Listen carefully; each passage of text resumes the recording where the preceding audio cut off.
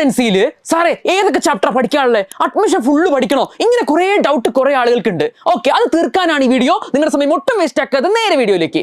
ആദ്യം നമുക്ക് പാർട്ട്ണർഷിപ്പിന്റെ പോർഷൻസ് നോക്കാം. ഒഫീഷ്യൽ സ്കീം ഓഫ് വർക്ക് പ്രകാരം നിങ്ങൾ ഇതാ ഇങ്ങോട്ട് നോക്കിയേ.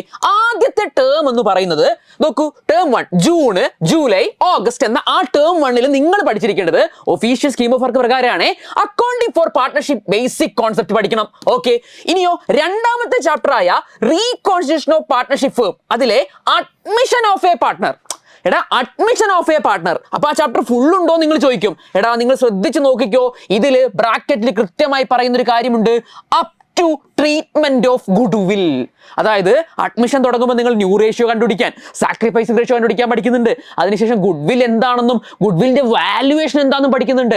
അതിനുശേഷമാണ് ട്രീറ്റ്മെന്റ് ഓഫ് ഗുഡ് വില്ലിലേക്ക് എത്തുന്നത്. അപ്പൊ ട്രീറ്റ്മെന്റ് ഓഫ് ഗുഡ് വില്ലും പഠിക്കുന്നുണ്ട്.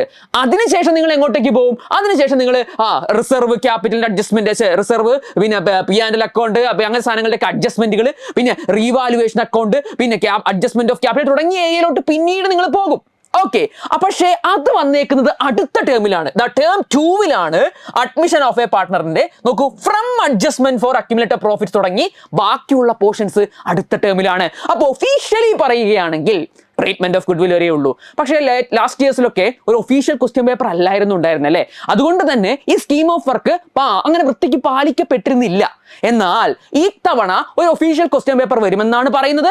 അപ്പോൾ ഇങ്ങനെ ഈ ഒരു സ്കീം ഓഫ് വർക്ക്, ഈ ഒരു ഒഫീഷ്യൽ സ്കീം ഓഫ് വർക്ക് പാലിക്കപ്പെടാനുള്ള സാധ്യത വളരെ കൂടുതലാണ്. സർ പാർട്ട്ണർഷിപ്പ് മാത്രമേ ഉള്ളൂ? അല്ലാട്ടോ, നിങ്ങൾക്ക് ഇതാ കമ്പ്യൂട്ടറൈസ്ഡ് അക്കൗണ്ടിങ് എടുത്താലും ആദ്യത്തെ ടേമിൽ പഠിക്കാനുള്ളത് ഫസ്റ്റ് ചാപ്റ്റർ ആയ ഓവർവ്യൂ ഓഫ് കമ്പ്യൂട്ടറൈസ്ഡ് അക്കൗണ്ടിങ്ങും രണ്ടാം ചാപ്റ്റർ ആയ സ്പ്രെഡ്ഷീറ്റുമാണ്. ഇനി ടേം 2 അതിലാണെങ്കിൽ ഇത് ടേം 2 നമ്മൾ നോക്കണ്ട, 3, 4, 5 ഒക്കെ അടുത്ത ടേം, ഇത് ക്രിസ്മസ് എക്സാമിന് ആ സമയത്തൊക്കെ വരുന്നതാണ് ആ സാധനം കേട്ടോ. ഇനി AFS എടുത്ത കുട്ടികൾക്കോ അക്കൗണ്ടിംഗ് ഫോർ ഷെയർ ക്യാപിറ്റലും ഇഷ്യൂ ആൻഡ് റിഡംഷൻ ഓഫ് ഡിബഞ്ചേഴ്സും ആണ് ടേം 1 സിലബസിലുള്ളത്.